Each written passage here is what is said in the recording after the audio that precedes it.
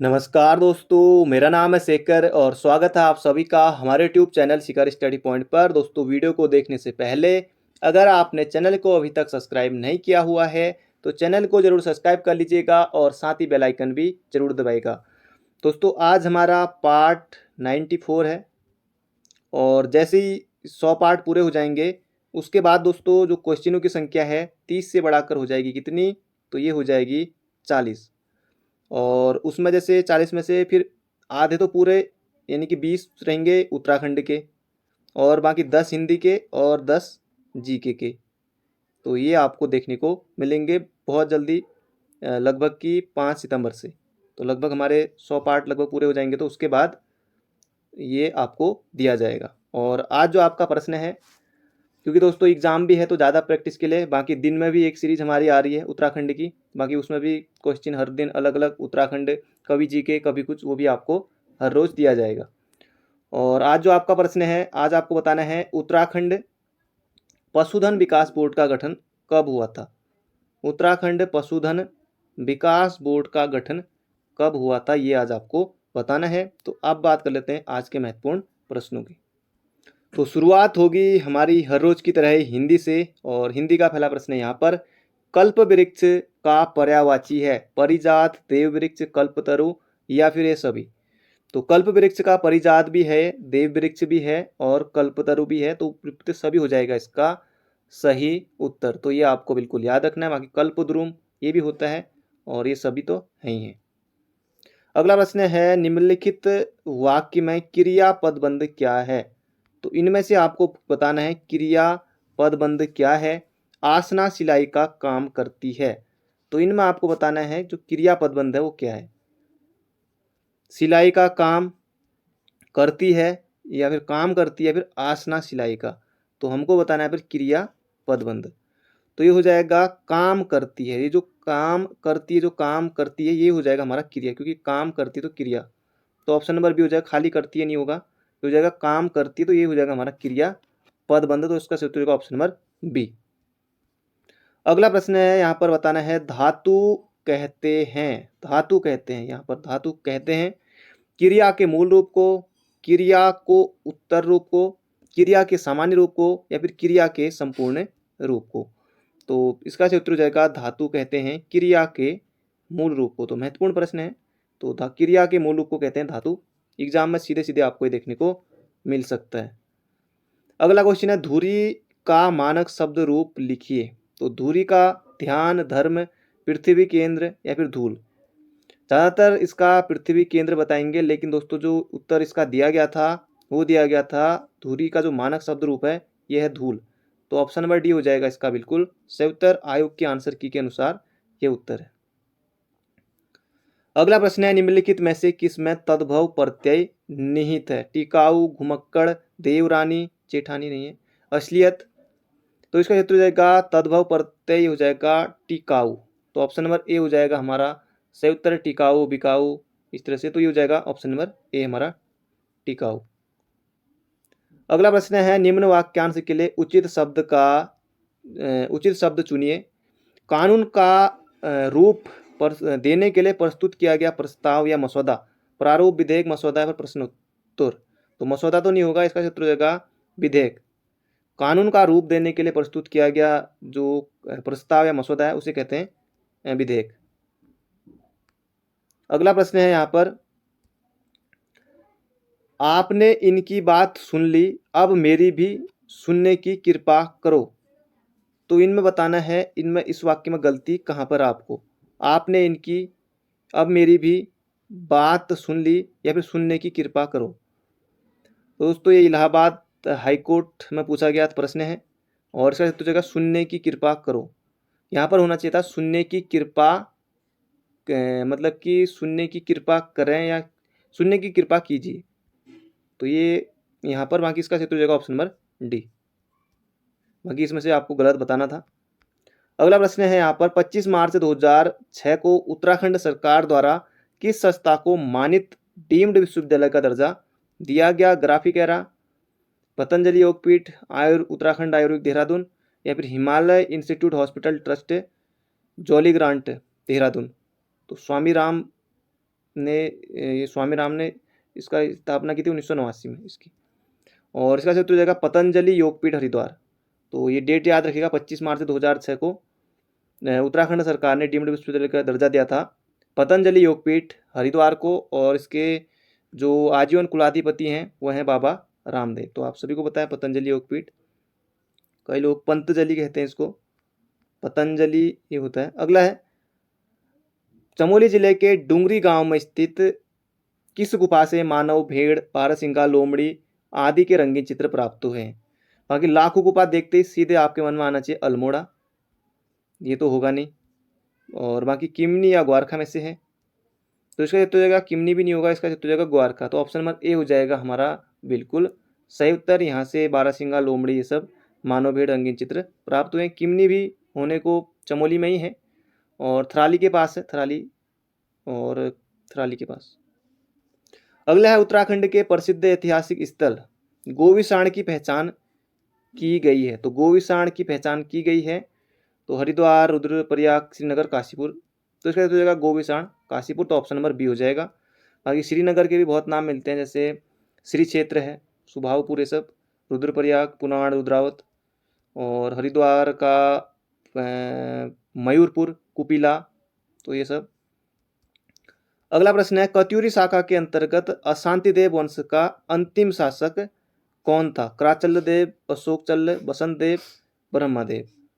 तो इनको तो आप हटा ही सकते हैं, अशोक चल्ल, कराचल देव, ये बसंत देव तो प्रथम। तो इसका उत्तर जाएगा यहाँ पर ब्रह्मदेव। तो ब्रह्मदेव थे अशांति देव वंश का अंतिम शासक। और फिर ब्रह्मदेव इनके समय ही जो सोमचंद है, सोमचंद का आगमन हुआ था, सोमचंद का।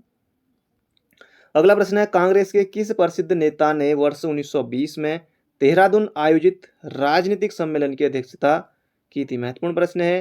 एम.के. गांधी, जे.एल. नेहरू, राजेंद्र प्रसाद या फिर वल्लभ भाई पटेल। तो इसका हेतु जाएगा जवाहरलाल नेहरू ने 1920 में देहरादून में आयोजित राजनीतिक सम्मेलन की अध्यक्षता की थी। तो ये भी आपको बिल्कुल याद रखना है। अगला प्रश्न है होम रूल लीग अल्मोड़ा के संस्थापक सदस्य कौन थे। मोहन जोशी और हेमचंद्र चिरंजीलाल ये सभी थे। और अल्मोड़ा में होम रूल लीग की स्थापना हुई थी अरे 2014 नहीं, ये 1914 होगा, 1914 में। और बाकी तिलक जो होम रूल था 1916 में, एनी बेसेंट वो भी 1916 में। और बाकी जो तिलक वाला था वो अप्रैल 1916 था, और बाकी एनी बेसेंट वाला था वो सितंबर 1916 था। तो इसका तो जगह 1914 में, 1914 में, हाँ, और अल्मोड़ा में, और ये सभी लोग थे। अगला प्रश्न है पंच प्रयागों में अंतिम प्रयाग है। अब दोस्तों पंच प्रयागों से एग्जाम में प्रश्न हर बार आता है और लगभग आता ही है। बाकी क्यों, कौन सी प्रयाग में कौन सी नदी मिलती है और कौन सा संगम कहाँ पर होता है, तो ये सब आपको जरूर पता होना चाहिए। पंच प्रयागों में अंतिम प्रयाग है। पंच प्रयागों में से तीसरा प्रयाग कौन सा है ऊपर से, तो दूसरा प्रयाग कौन सा, इस तरह से भी। तो यहाँ पर पूछा है अंतिम प्रयाग, तो अंतिम प्रयाग हो जाएगा यहाँ पर हमारा पंच प्रयागों में अंतिम प्रयाग ये हो जाएगा देव प्रयाग। बाकी विष्णु है एक, इसको मान लीजिए, दूसरा विष्णु नंद दूसरा, बाकी ये 3 हो गया कर्ण, चौथा रुद्र, बाकी ये 5वां पंच प्रयाग। तो बढ़ते हैं अगले प्रश्न की तरफ। बाकी हर में आपको मंदाकिनी देखने को अलकनंदा देखने को मिलेगी हर प्रयाग में। अगला प्रश्न है यहाँ पर देहरादून में किस वर्ष 8.0 रिएक्टर स्केल का भूकंप आया था। तो देहरादून में आएगा दोस्तों, ये आया था, परीक्षावाणी में आपको मिल जाएगा ये, तो 2 अक्टूबर 1937 को। तो 1937 भी याद रहेगा तो एग्जाम में काम हो सकता है। बाकी ये बागेश्वर वाला है, कपकोट वाला, ये 1945, ये अल्मोड़ा वाला है, हाँ अल्मोड़ा वाला है। बाकी 35 जहाँ तक लोहाघाट का ही है, एक बार आप बता दीजिएगा जहाँ तक लोहाघाट का ही है। और ये तो अल्मोड़ा का है 1945 वाला, और इसका जो होगा 1937। अगला प्रश्न है निम्न में से कौन सी फिल्म उत्तराखंड में होने वाले पलायन पर आधारित है। तो चक्रचाल तो भूकंप से संबंधित है, 1300 ये राज्य निर्माण आंदोलन पर है, ये भी नहीं होगा। ये सतमंगलिया ये तो पता नहीं इसका, ये हो जाएगा बोर्ड की गंगा। तो ये उत्तराखंड में होने वाले पलायन पर आधारित है। अगला प्रश्न है पंचायती राज से संबंधित प्रश्न है ग्राम पंचायतों में अविश्वास प्रस्ताव के लिए पंचायतों के कितने सदस्यों का सहमत होना आवश्यक है। 1/8 सदस्य, 6, या फिर 1/7, या फिर 1/5 सदस्य। तो इसका उत्तर हो जाएगा 1/5 सदस्यों का सहमत होना ये आवश्यक है अविश्वास प्रस्ताव के लिए पंचायतों के लिए। तो इसका उत्तर हो जाएगा ऑप्शन नंबर डी। बाकी उत्तराखंड को अपना पंचायती राज अधिनियम कब मिला था, तो ये 2016 में। अगला है भारत के किस राज्य में मानसून का आगमन सबसे पहले होता है? तो दोस्तों इसका उत्तर हो जाएगा केरल में। तो केरल में मानसून सबसे पहले आता है। और बाकी जो केंद्र शासित है उनकी बात करें तो अंडमान हो जाएगा, अंडमान में पहले आता है, बाकी केरल में सबसे पहले आता है मानसून। तो इसका उत्तर हो जाएगा ऑप्शन नंबर डी। अगला प्रश्न है यहाँ पर, बाकी उत्तराखंड में भी आ जाता है 15 जून तक। और आपने जब अब स्कूल पढ़ते होंगे, जब मैं भी पढ़ता था, तो मतलब कि जब स्कूल खुलने वाला था जुलाई में, तभी उस समय बारिश होती थी। खैर तो छोड़िए। इंडियन होम रूल सोसाइटी की स्थापना हुई थी 1900, 1901, 1902, 1905। तो 1905 में हुई थी लंदन में, और श्याम जी कृष्ण वर्मा। अगला प्रश्न है, ये भी बहुत ज़्यादा महत्वपूर्ण प्रश्न है। भारतीय स्वतंत्रता अधिनियम the Indian independence act British संसद द्वारा पारित किया गया। तो महत्वपूर्ण प्रश्न है। बाकी देखिए सभी के सभी 1947 लगा हुआ है लास्ट में, यहाँ भी 1947 है। जनवरी, अगस्त, जुलाई, थोड़ा अगस्त, तो यहाँ पर थोड़ा 2 अगस्त है। तो इसे तो दोस्तों ये अगस्त भी नहीं है, ये है 18 जुलाई 1947 को। याद रखिएगा, महत्वपूर्ण प्रश्न है। तो ये भारतीय स्वतंत्रता अधिनियम ब्रिटिश संसद द्वारा पारित किया गया था 18 जुलाई 1947 को। अगला प्रश्न है, सेबी अधिनियम पारित हुआ 1956, 62, तो इनको तो छोड़ दीजिए। इसका उत्तर होगा 1992। यहाँ पर 88 भी नहीं है, होता तो। वैसे सेबी की स्थापना की बात करें तो दोस्तों ये 12 अप्रैल 1988 को, और बाकी 1992 में वैधानिक दर्जा दिया गया था। तो ये भी याद रखिएगा। बाकी जहाँ तक याद हो जनवरी की डेट है, जनवरी 1992 की। अगला प्रश्न है, उससे पहले दोस्तों अगर आपने वीडियो को लाइक नहीं किया तो लाइक जरूर से कर दीजिएगा, चैनल पर नए हो तो सब्सक्राइब। अगला प्रश्न है, द्रोणाचार्य लाइफ टाइम पुरस्कार से संबंधित कौन सा तथ्य सही है? तो द्रोणाचार्य के बारे में कई बार आपने पुराने पेपर में देखा होगा कि द्रोणाचार्य पुरस्कार किसे दिया जाता है, तो खिलाड़ियों के, प्रशिक्षकों को 1 नंबर के लिए। शुरुआत हुई थी 1985 से, सही है 1 नंबर के लिए। बाकी पुरस्कार राशि भी पूछ सकता है, तो ये 15 लाख दी जाती है, और ये हो जाएगा उपयुक्त सभी। अगला है, एक व्यक्ति पंचायत का चुनाव लड़ सकता है यदि उसने पूर्ण कर ली हो। तो 18 साल से तो वोट दे सकते हो। बाकी अगर आपको पंचायत का चुनाव लड़ना हो, किसी भी, अगर आप प्रधान बनना चाहते हैं या फिर वीडीसी बनना चाहते हैं, तो ये हो जाएगा 21 वर्ष से। बाकी ये राज्यसभा के लिए हो जाएगा, और विधान परिषद के लिए भी। बाकी पीएम भी और सीएम भी बनने के लिए 25 वर्ष से। बाकी राष्ट्रपति, उपराष्ट्रपति 35 वर्ष। तो इसका क्षेत्र हो जाएगा ऑप्शन नंबर डी। अगला प्रश्न है, निम्नलिखित में से कौन सा संविधान संशोधन अधिनियम गुड्स एवं सर्विस टैक्स का प्रावधान करता है? तो जीएसटी किस संविधान संशोधन का प्रावधान करता है, ये आपको यहाँ पर बताना है। तो आपको पता है कि दोस्तों जीएसटी जो पूरे भारत में लागू हुआ था 1 जुलाई 2017 को, तो उत्तराखंड में भी 5वां राज्य था ये, क्योंकि 16 का हो जाएगा, क्योंकि 17 में हो गया था, तो ये हो जाएगा 101वां संविधान संशोधन 2016 के द्वारा। तो याद रखिएगा, बहुत ज़्यादा महत्वपूर्ण है, एग्जाम में देखने को मिल सकता है। अगला प्रश्न है, ये बुक भी एग्जाम में पूछी गई थी। A brief history of time नामक पुस्तक के लेखक है? तो रमन नहीं है, ये भी नहीं है। इसका उत्तर होगा स्टीफन हॉकिंस द्वारा। तो महत्वपूर्ण पुस्तक है, याद रखिएगा, एग्जाम में आ सकती है, a brief history of time. अगला प्रश्न है यहाँ पर, भारतीय सर्वेक्षण विभाग का मुख्यालय स्थित है? तो दोस्तों ये हैदराबाद नहीं है, इसको ये करना आपने कहा देहरादून में। और 1767 में स्थापना हुई थी कोलकाता में, और जब द्वितीय विश्व युद्ध के समय 1942 के समय लाया गया था अपने देहरादून। अगला प्रश्न है, कुमाऊं पर गोरखा आक्रमण के समय नेपाल के नरेश थे? जगजीत पांडे, महेंद्र चंद्र, अब बताओ, महेंद्र चंद्र, अमर थापा, रण बहादुर शाह। तो इसका उत्तर हो जाएगा रण बहादुर शाह। तो कुमाऊं पर गोरखा आक्रमण के समय नेपाल के नरेश थे रण बहादुर शाह। बाकी आप एक ऑप्शन हटा सकते हैं, तो 75% पहुंच गए। बाकी जगजीत पांडे भी आप हटा सकते हैं, और बाकी फिर 50-50, फिर अमर थापा भी नहीं, तो ये सीधे आप कर सकते हैं। बाकी एग्जाम में होता है कुछ क्वेश्चन, बाकी तो ऑप्शन भाई बहन जैसे भी लगते हैं उधर पर, ABCD देख के ही। अगला प्रश्न है, प्रसिद्ध चीनी यात्री ह्वेनसांग छठी सदी के समय इस भूभाग का क्या नाम था? चीनी यात्री ह्वेनसांग छठी सदी, जब ह्वेनसांग के समय, मतलब कि उत्तराखंड के बारे में बात चल रही है, तो क्या नाम था? तो धर्मांचल नहीं, कूर्मांचल नहीं, ये हो जाएगा ब्रह्मपुर। तो ब्रह्मपुर हो जाएगा इसका सही उत्तर, ऑप्शन नंबर ए हमारा बिल्कुल सही उत्तर है।